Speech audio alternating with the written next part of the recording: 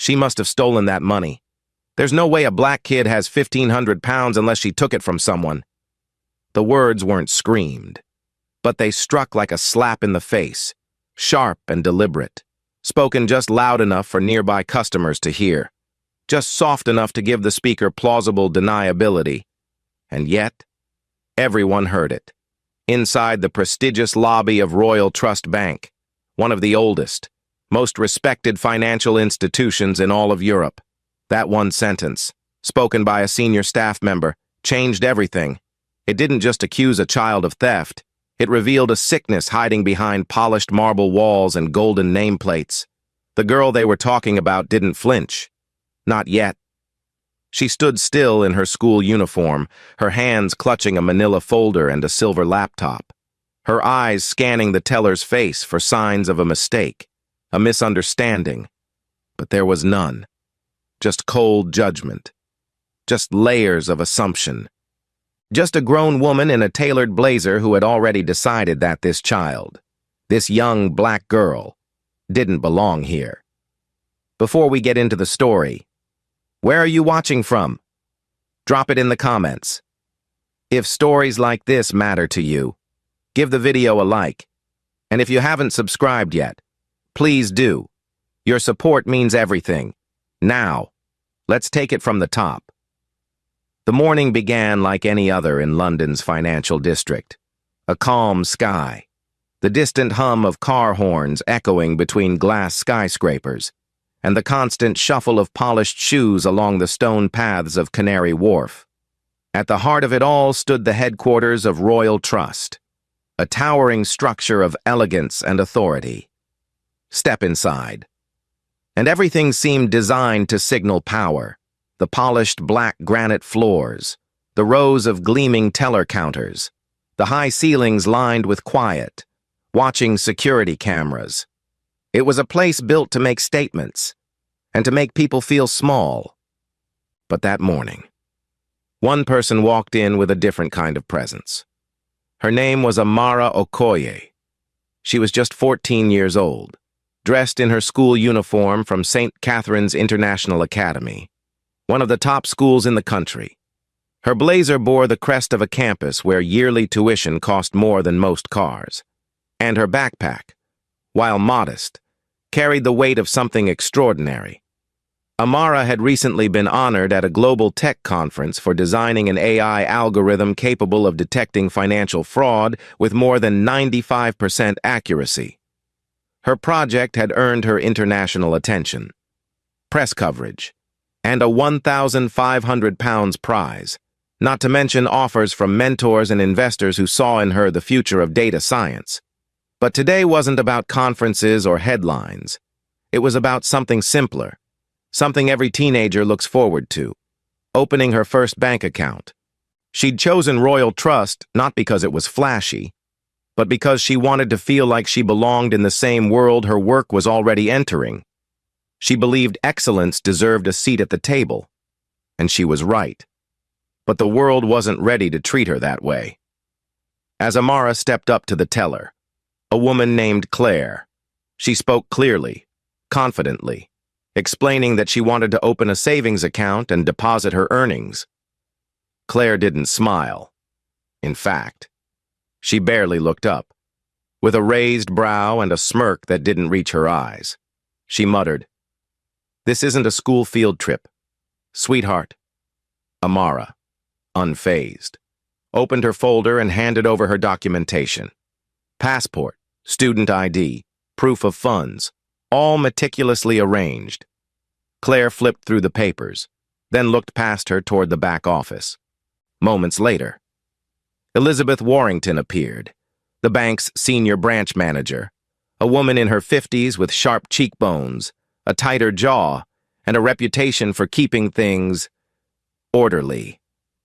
Elizabeth didn't greet Amara. She didn't ask her name. She glanced at the documents, glanced at Amara, and then turned to Claire with a low voice that carried just far enough. She must have stolen that money. That was all it took. In under 5 minutes. A bank built on heritage and wealth had branded a child a thief, not because of evidence, not because of facts, but because of skin and suspicion around them. The waiting area held a scattering of clients, suited businessmen, polished women, a retired couple reading quietly. They all heard it. Some looked away. Some pretended they didn't. No one stepped in. Elizabeth calmly walked to the security desk, whispered something, then returned with what she called a security protocol. She asked Amara to step aside. "Just routine," she said. Though her tone betrayed something colder, Amara stood her ground. She asked, "Is there a problem?" Elizabeth didn't answer. Instead, she leaned down and said, "We've had some reports of suspicious activity. We just need to be sure you're not involved." Amara tried to respond, but before she could speak again, Elizabeth asked her to hand over her bag. That's when the accusation shifted gears. Within moments, a credit card, one Amara had never seen before, was found in her side pocket. Elizabeth let out a gasp, loud and theatrical. "This card contains corporate financial data," she shouted, just as the security team stepped forward. Amara's eyes widened. "I didn't take anything," she said, her voice trembling but steady. "That's not mine. I don't even use credit cards." Claire crossed her arms and shook her head. "Of course not," she muttered sarcastically. "Kids these days are clever." That was the moment it happened. The moment when what should have been a proud milestone in a young girl's life turned into a public humiliation. The moment when a tech genius was reduced to a suspect, simply because she didn't look like the clients this bank was used to serving. And no one, not one employee, chose to see her for who she really was. Amara stood frozen, her backpack slightly open now, her documents half spilled on the polished marble floor, and her heart pounding in her chest as if it were trying to warn her of something bigger just ahead. She had come here with pride, with a dream to walk into a place of wealth and power, not as a stranger, but as someone who belonged. And yet now, under the watchful eyes of employees and clients alike, that dream was crumbling beneath the weight of someone else's suspicion. Elizabeth Warrington, the senior bank manager with a tight expression and an even tighter grip on control, knelt just enough to pick up the credit card she had found in Amara's side pocket, a card the girl had never touched, never seen, and certainly never claimed. With performative precision, Elizabeth held it up between two fingers like it was a bomb, announcing to Claire and the surrounding staff that this card, supposedly linked to sensitive corporate accounts, had been stolen. "You don't understand the seriousness of this," she said sharply to Amara, as if the girl had already confessed. "That card doesn't belong to you. It has encrypted data from one of our top-tier clients. Do you realize what that means?" Amara's voice trembled, but she didn't back down. "That's not mine. I don't know how it got in there. I came to open a savings account. That's all." Elizabeth cut her off with a wave of the hand, turning instead to the security guard near the exit and giving a subtle nod. What had started as a humiliating whisper now escalated into a calculated scheme, a performance with one clear goal: to make the girl look guilty and get her out of the building before anyone could ask real questions. But the truth was, Elizabeth's actions had little to do with the card, and everything to do with timing. She was under pressure. The AI system Royal Trust had spent £75 million to develop had failed, dramatically, causing a loss in institutional trust and internal chaos. The board wanted answers. The press wanted a scapegoat, and Elizabeth, already walking on a tightrope, had no room for mistakes. And so, when she saw a young black girl walk into her branch, carrying confidence and a computer, standing in a VIP line meant for millionaires and hedge fund clients, something deep and ugly flared up inside her, a misplaced card, a fabricated story, an easy target. That's all she needed. But it didn't stop there. After sending for security, Elizabeth made a calculated move. She stepped away, entered her glass-walled office, and pulled open the bottom drawer of her desk, a drawer few people ever saw. Inside was a thin envelope, unmarked, containing a preloaded credit card designed for internal testing. No real funds, no name, just dummy data. She had used it once before during a training simulation, and now she would use it again, quietly. She walked back out, approached Amara with a stiff smile, and bent down under the guise of helping her gather the scattered documents.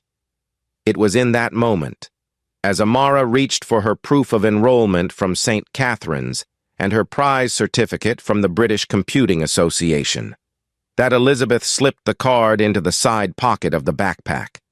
Her fingers moved quickly, like a magician's trick, and in less than a second, the scene was set. She stood up with a startled gasp and shouted, "My God, that's my card!" The crowd stiffened.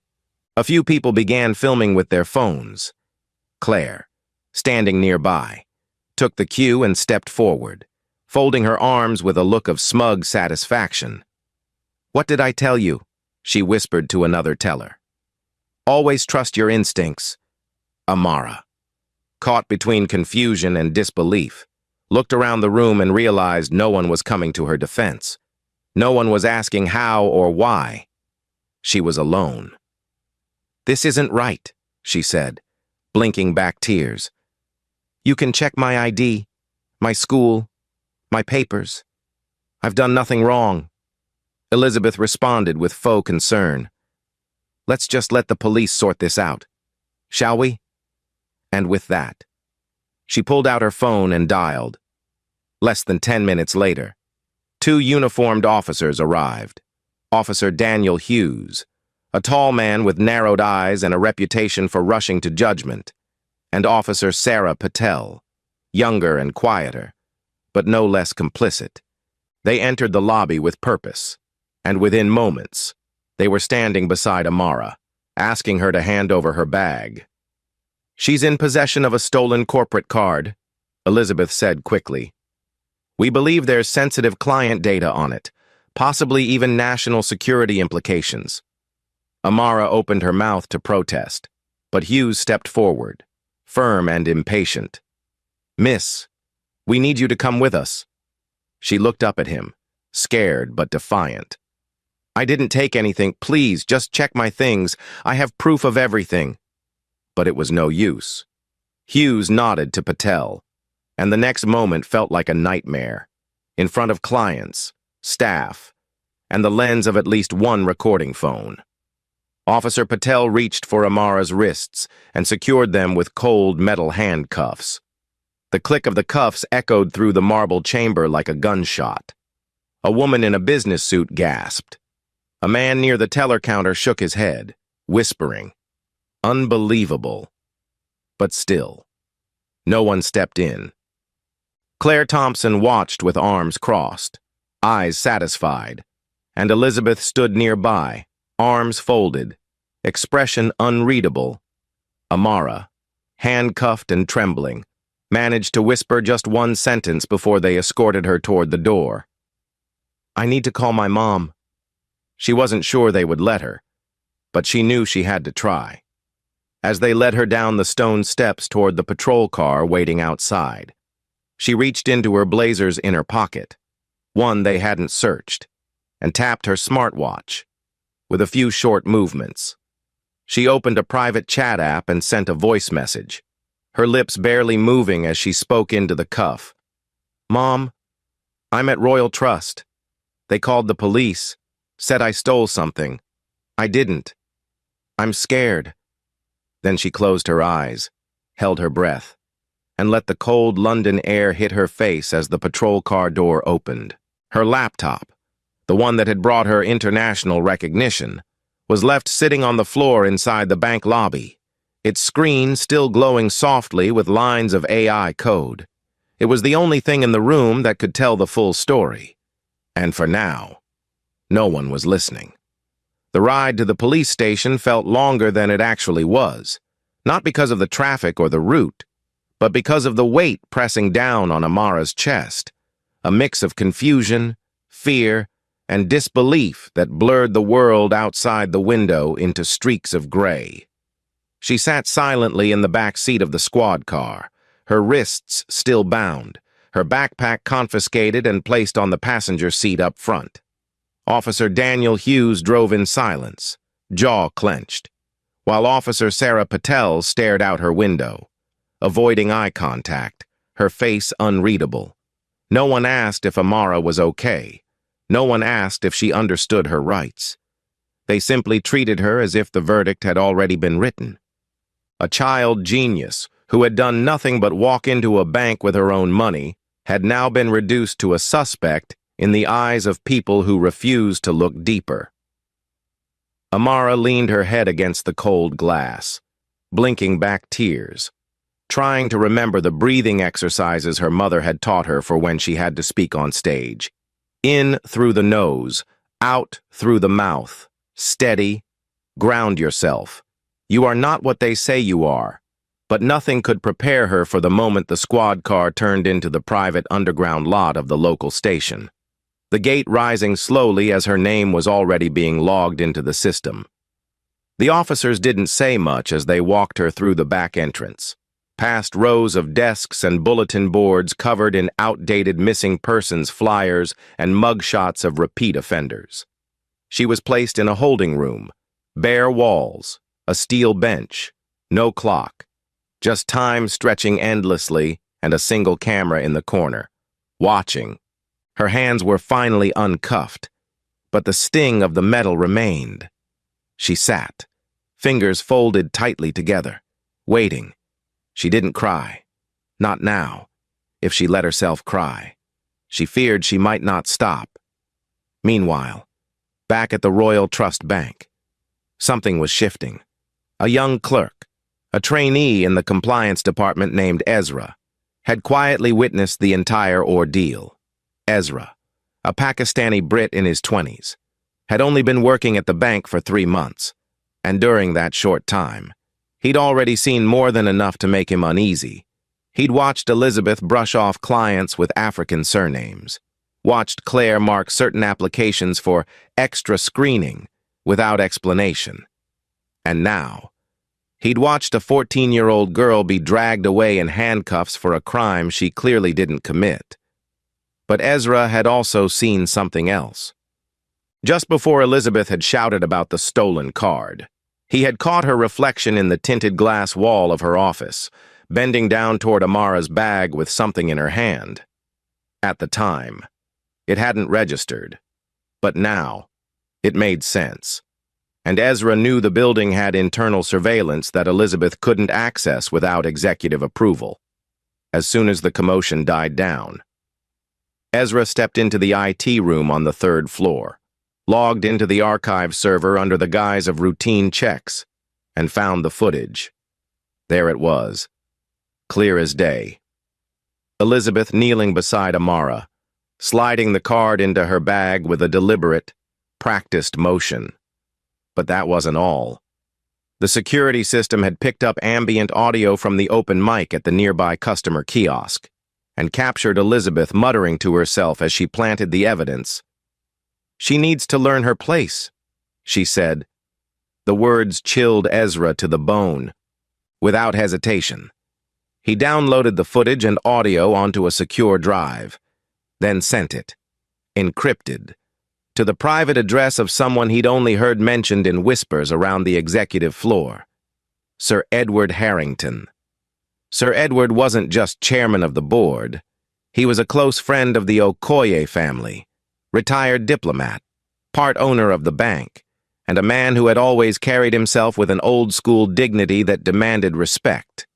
The moment he saw the video file in his inbox, subject line marked, "Urgent Royal Trust Incident," he opened it without question, and as the video played, he didn't blink. His hand tightened around the glass of scotch he had been sipping. He stood up slowly, picked up the phone, and called his driver. "We're going to the bank," he said. "Now." At that same moment, in a towering skyscraper across London, a different screen lit up. Sophia Okoye had been in the middle of a high-stakes investor meeting, one that could shift the direction of a $2 billion international merger. When her smartwatch buzzed, it was a voice message from her daughter. She stepped out into the corridor, pressed play, and stood frozen as she heard Amara's voice, barely audible, but unmistakably frightened. "Mom, I'm at Royal Trust. They called the police, said I stole something. I didn't. I'm scared." Everything else faded. The deal, the boardroom, the city skyline. Her mind went blank, then sharp. She called her security director, Victoria Stone. "Prep the car. I want Malcolm with me. No delay. Royal Trust. And get Edward on the line." Within minutes, a black Rolls-Royce Phantom pulled up in front of Okoye Systems headquarters, flanked by 2 armored SUVs. Inside the lead car, Sophia sat in silence, dressed in a charcoal gray power suit, eyes locked on the passing city, fingers rhythmically tapping the leather seat, not out of anxiety, but calculation. Sophia wasn't just a billionaire. She was one of the most powerful women in global tech, founder and CEO of a company valued at over £120 billion. She had built it from scratch, line by line of code, deal by deal, against every barrier the world had thrown at her. And now, they'd come for her daughter. She would not forgive that. Not ever.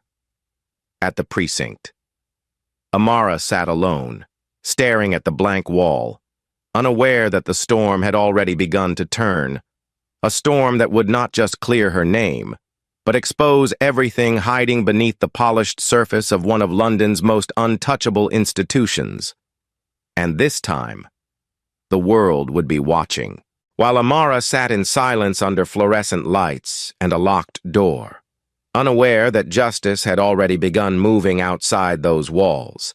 Back at the Royal Trust Bank, the air changed, slowly at first, like the feeling right before a storm breaks.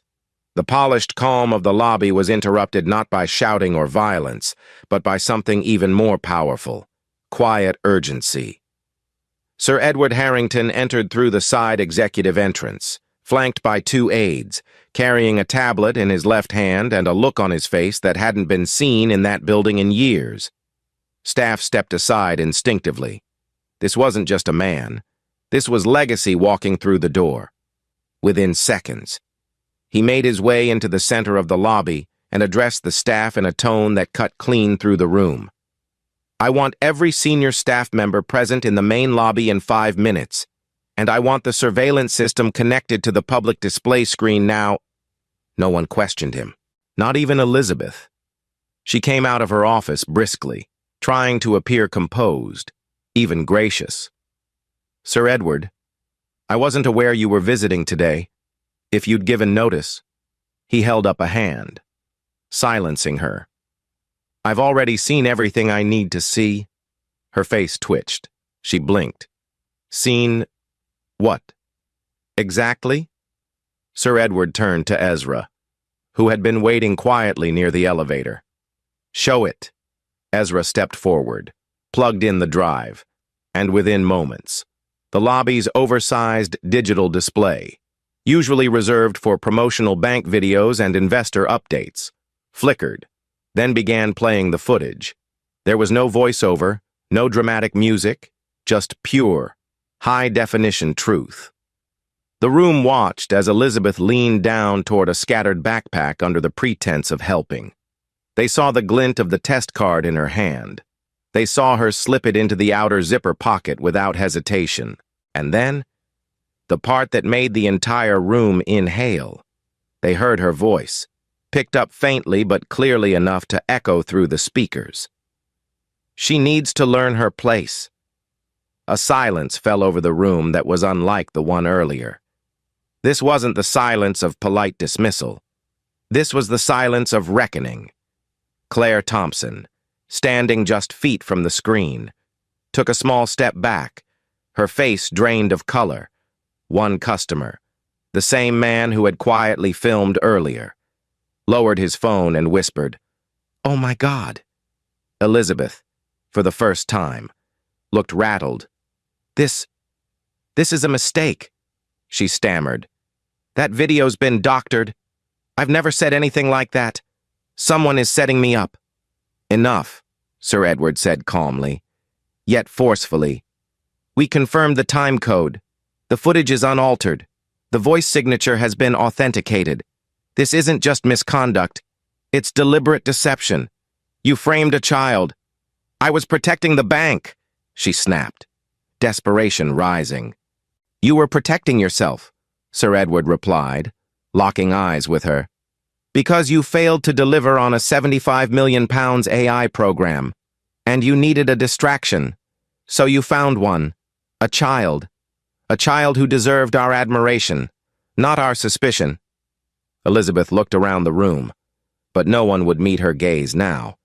The security guards she had summoned earlier stepped away quietly, as if distancing themselves from a burning wreck. Ezra handed Sir Edward a second file. "We also have the internal email trail," he said softly, "showing she tried to erase access logs from the surveillance server yesterday. She knew how to cover her tracks." Sir Edward nodded. "Elizabeth Warrington, you are terminated effective immediately. Your access to Royal Trust systems is revoked as of this moment. You will receive formal charges within the hour, and I assure you, they will be criminal." Elizabeth broke. Her shoulders dropped. Her voice cracked. "Please," she whispered, "please don't do this to me. I've given my life to this institution. I made a mistake, yes, but I didn't mean for it to go this far. It was just pressure." Sir Edward didn't raise his voice. He simply replied, "You didn't just make a mistake.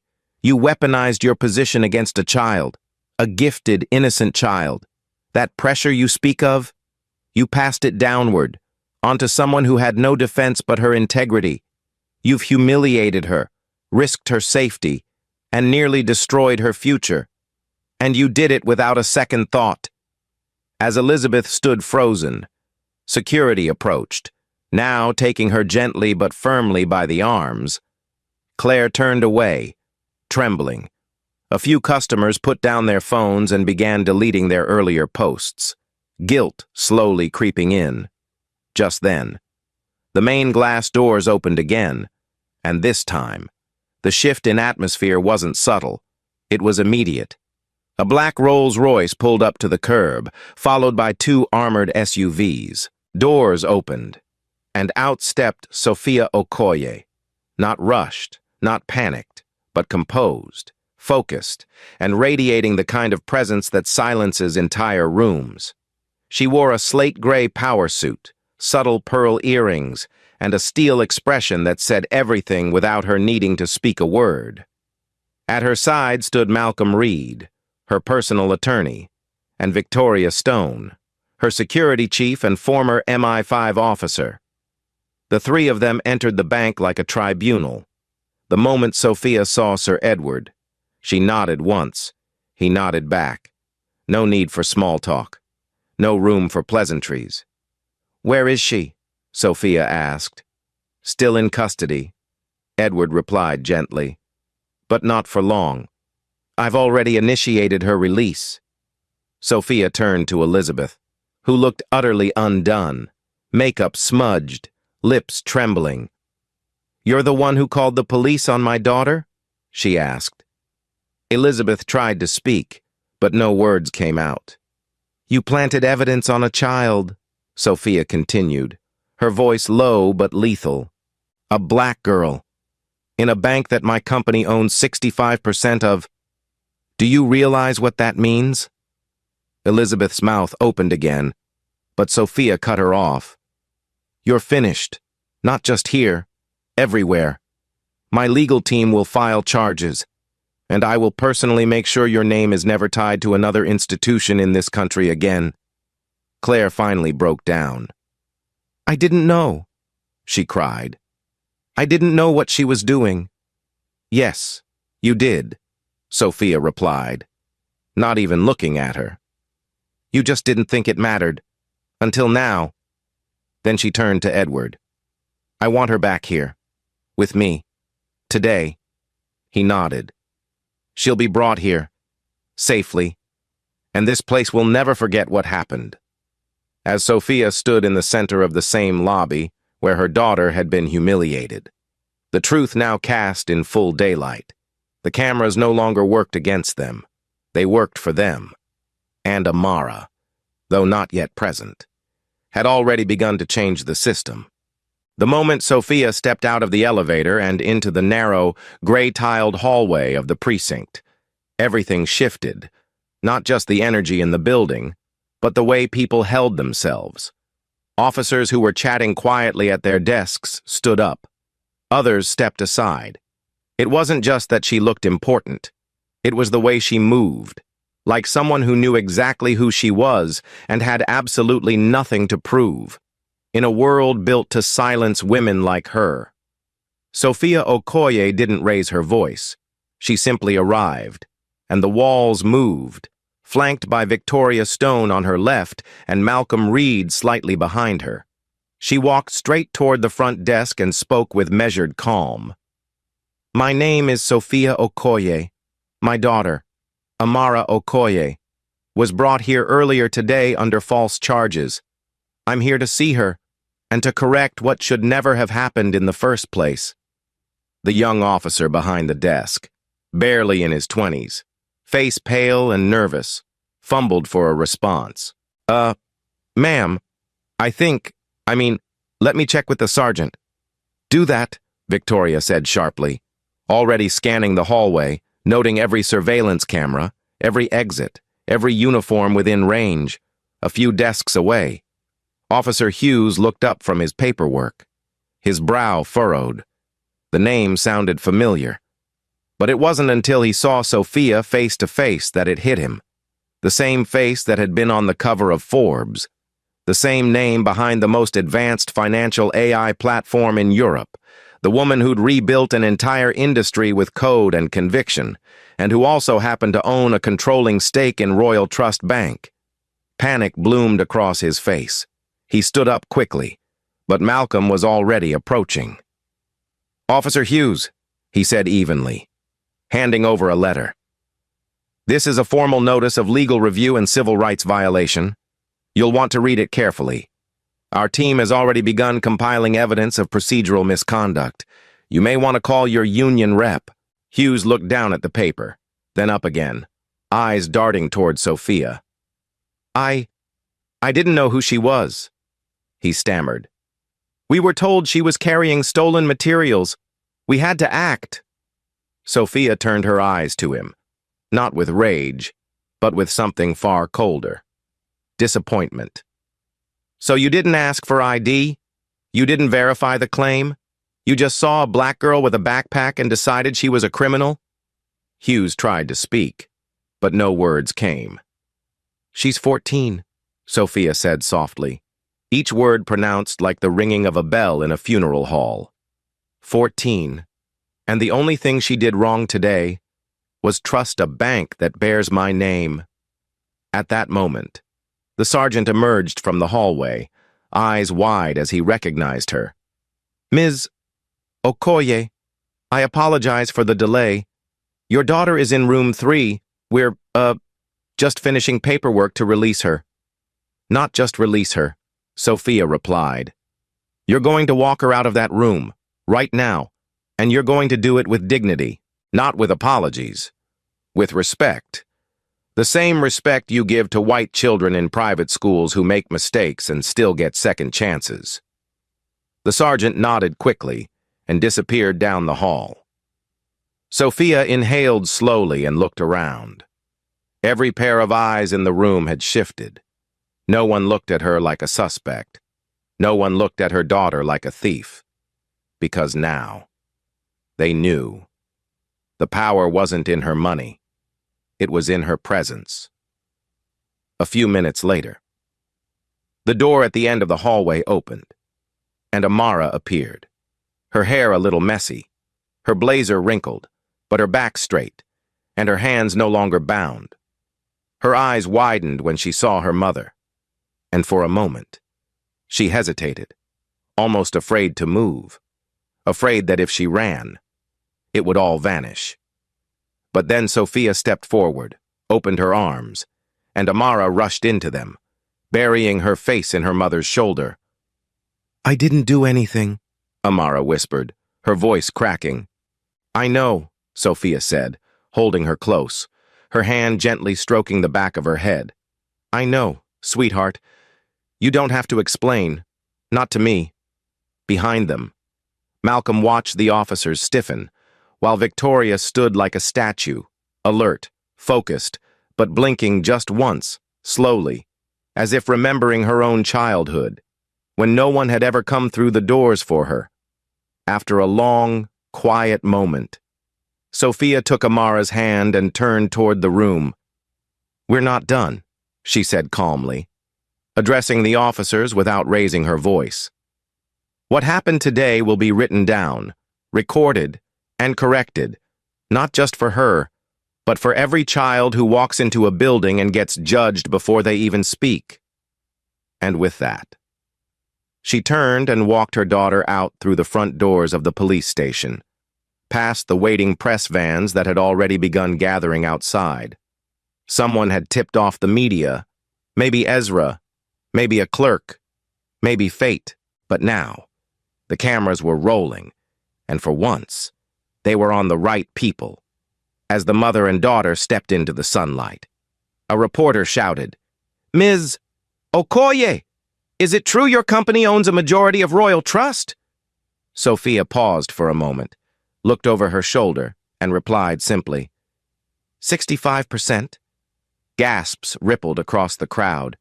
Another reporter called out, "Will there be consequences?" Sophia gave a half smile, not amused, not angry, just tired. "There will be accountability," she said, "starting now." Then she and Amara stepped into the waiting Rolls-Royce, the door closing with a quiet finality, and the engine hummed to life as the convoy pulled away from the curb, inside the car. Amara wiped her eyes. "I thought they'd believe me," she said softly. "I really thought if I just showed them the truth." Sophia squeezed her hand. "Sometimes, baby, the truth isn't enough for people who are committed to their ignorance. That's why we don't just tell the truth. We show it, and we protect it with everything we've got." And from that moment on, neither of them looked back, because ahead of them was the future they were about to change. By the time the Okoye convoy crossed Tower Bridge, the story had already gone global.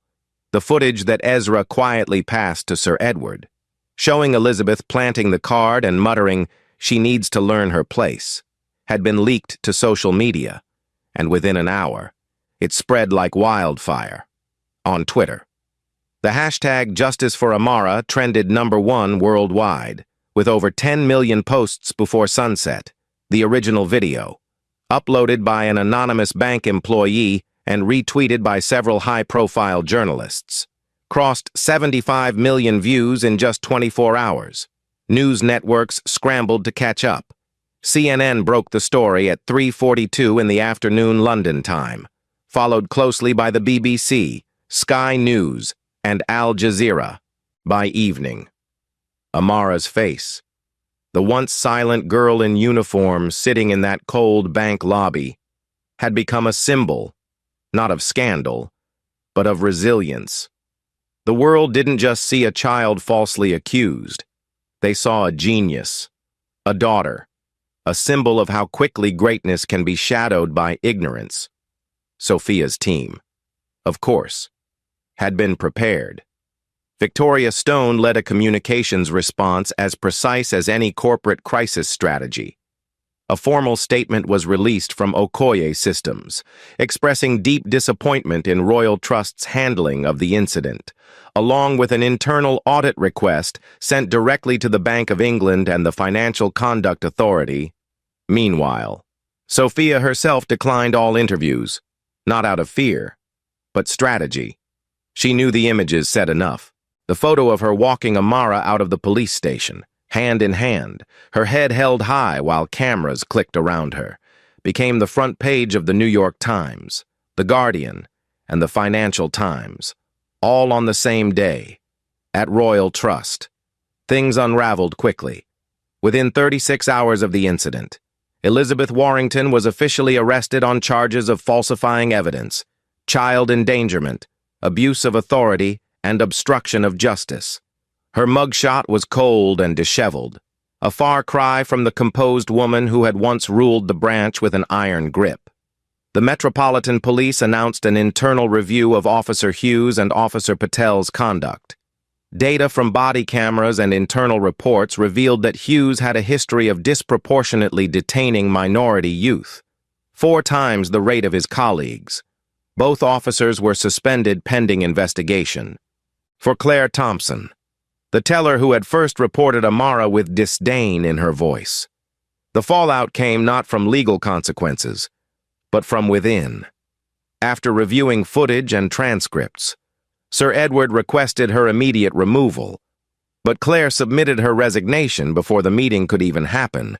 In a handwritten note, she admitted, "I saw a young girl and assumed the worst. I should have known better." She left quietly and was not heard from again. Inside the bank, sweeping changes began. Royal Trust implemented a mandatory 50-hour anti-bias and cultural competency training program for all employees, from interns to executives, developed in partnership with the Okoye Foundation. A new protocol called the Amara Standard was introduced to prevent the targeting of underage clients, including a 2-step verification policy and an independent child protection officer for all youth financial services. But the biggest change came not from policy, but from Amara herself, just 1 week after the incident. She stood on stage at the Global Tech Summit, the very event that had first recognized her work, and delivered a keynote speech that no one in the audience would ever forget. Wearing a simple navy blazer and jeans, her voice calm but steady, Amara began not with numbers or code, but with something more human. "Artificial intelligence," she said, "doesn't care about skin color. It sees data, patterns, risks, and results. But humans, we still haven't caught up." The auditorium was silent. "Last week," she continued, "I was accused of stealing because someone couldn't believe a black girl might have money of her own, or ideas that matter. They saw a child. I saw an opportunity, not just to defend myself, but to help make sure no one else goes through what I did." When she finished, the standing ovation lasted nearly 8 minutes. 2 days later, Sophia Okoye announced the launch of the Amara Innovators Fund, a £200 million initiative aimed at supporting underrepresented youth in science, technology, engineering, and mathematics. The fund would offer scholarships, mentorship programs, legal support, and safe banking options tailored to young clients navigating institutions that still treated them with suspicion. Schools from across the UK and US reached out for speaking engagements. Harvard and Oxford extended early invitations for collaboration. Amara, barely a teenager, had become a global face of quiet power, not because she wanted it, but because the world saw something in her it couldn't ignore. And through it all, Sophia remained exactly as she had always been, composed, clear, and unwavering. She declined personal credit, redirected praise toward her daughter, and focused her energy on reforming the system that had dared to put chains, both literal and imagined, on a child with a brilliant mind. Meanwhile, Elizabeth's story took a very different path. She was denied bail. The judge, referencing the video and her attempt to tamper with evidence, called her a threat to public trust. Within days, her LinkedIn account was removed, her name wiped from the Royal Trust website, and her professional licenses revoked pending conviction. Former colleagues distanced themselves. No law firm or financial entity in London would take her case, not because of bias, but because of truth. The truth had been caught on camera, and this time, the world chose to watch. 1 week after the story broke, a BBC interviewer asked Sophia what gave her the strength to stay calm when she entered the bank and faced the woman who had framed her daughter. Sophia smiled, just slightly. "It wasn't calm," she said. "It was control. If I had screamed, people would have said I was angry. If I cried, they'd say I was emotional. But if I speak clearly, if I stand tall, they have no choice but to listen." And they had listened. For once, they had truly listened. Because of a child with a laptop. Because of a whisper that tried to silence her. Because the truth, when finally seen, becomes something no one can unsee. Months passed, and what began as an isolated incident inside a bank lobby in London transformed into a global call to action, not just against racial profiling, but against systems that quietly allowed it to thrive under the veil of tradition and respectability. Amara Okoye, once just a girl with a backpack and a brilliant mind, had become a symbol of what happens when truth meets power. Not the kind that yells, but the kind that walks in calmly, knows its worth, and refuses to shrink. The Amara Innovators Fund, initially launched with £200 million from Okoye Systems, expanded rapidly through private donations, corporate partnerships, and government grants. Within the first year, over 3,200 students across the UK, US, and South Africa received scholarships, laptops, mentorship opportunities, and legal assistance. A new policy emerged from Parliament called the Young Client Protection Bill, nicknamed Amara's Law, which required all financial institutions in the UK to implement child safeguarding protocols, bias training, and independent oversight whenever a client under 18 initiated a transaction. Meanwhile, Royal Trust Bank, once the pride of Canary Wharf, transformed under pressure and new leadership. Sir Edward Harrington stepped down, citing the need for younger leadership with a deeper understanding of inclusion and technology. His farewell speech was short but powerful.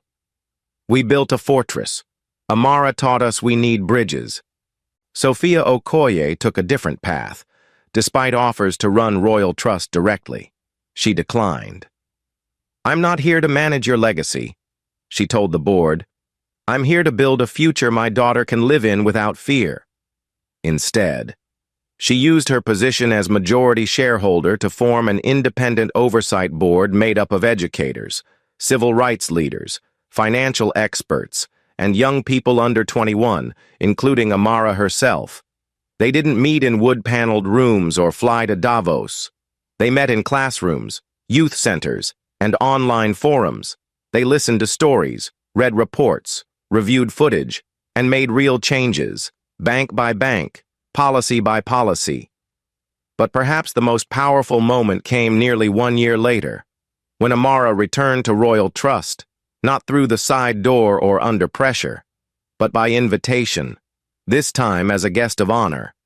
The lobby had changed. The marble walls now displayed a new portrait, not of a founder, not of an executive, but of Amara herself, standing outside the precinct next to her mother, hand in hand. Beneath it, a small bronze plaque read, "Let the truth be welcomed here." On that day, Amara gave a short speech. She was taller now, her voice a little deeper, her presence even stronger, but still the same girl at heart. She didn't dwell on the past. She didn't mention Elizabeth or Claire by name.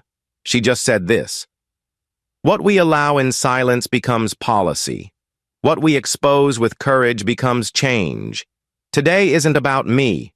It's about what happens next." The room rose in applause, and many in the audience, including hardened journalists and seasoned investors, wiped tears from their eyes. Across town, in a quiet coffee shop, Claire Thompson watched the speech on a small tablet.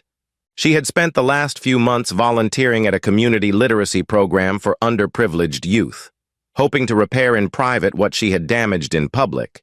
She knew she would never be able to undo what she did that day. But she also knew that silence, moving forward, was no longer an option. She paused the video, whispered, "I'm sorry," and returned to helping a young boy sound out the word possibility. As for Elizabeth Warrington, her trial had ended with a conviction. She was sentenced to 5 years, with the judge citing a blatant abuse of power and irreversible damage to a child's dignity. In her final remarks before sentencing, Elizabeth said little, but in a letter written from prison, leaked months later to the press, she admitted, "It wasn't just about race. It was about status, about control, about fear of being irrelevant. I saw her brilliance and it frightened me. So I tried to reduce her to something small enough to ignore. And that is the greatest crime of all." No one celebrated her downfall. Sophia had told her legal team clearly, "We don't destroy people, we hold them accountable." And so, when Elizabeth requested to participate in a restorative justice program, Amara agreed to a single, private session, no cameras, no press, just a young girl, sitting across from the woman who had tried to ruin her. The details of that meeting remain private. But afterward, Amara said only this, "I didn't walk in to forgive her. I walked in to remember that power should never be used to humiliate, not even when you're the one holding it." In the years that followed, Amara continued to lead initiatives through the Innovators Fund, but she also returned to school, insisting on being treated like a normal student. She built a free education app called Open Mind, which uses AI to tutor students in underfunded schools. And within 18 months, it reached over 10 million users globally. At the next Global Tech Summit, she was introduced not as a keynote speaker, but as the recipient of the Human Impact Award, typically given to Nobel laureates and world leaders. When asked by a reporter what she wanted to be remembered for, she paused and replied, "For making truth louder than fear." And beside her, as always, was Sophia. No longer just the CEO of a powerful company, but the quiet architect of a new system, one designed not to protect the powerful, but to protect those still finding their voice. The story ends not with applause, not with a trophy or a headline, but with a scene far simpler, a mother and daughter walking side by side, not into a courtroom or a boardroom, but into a classroom, where Amara is scheduled to speak with young girls about resilience, identity, and invention. As they walk through the school hallway, a teacher leans over and says, "It's an honor to have you both here." Sophia smiles and replies, "The honor's ours. We just came to listen." And with that, the story of Amara Okoye, once framed, now free, becomes not just a cautionary tale, but a legacy in motion. Because when justice is fueled by love and backed by truth, it doesn't just fix what was broken, it builds something better. Thanks for watching. If this story meant something to you, please like, share, and subscribe. Take care, and we'll see you in the next one.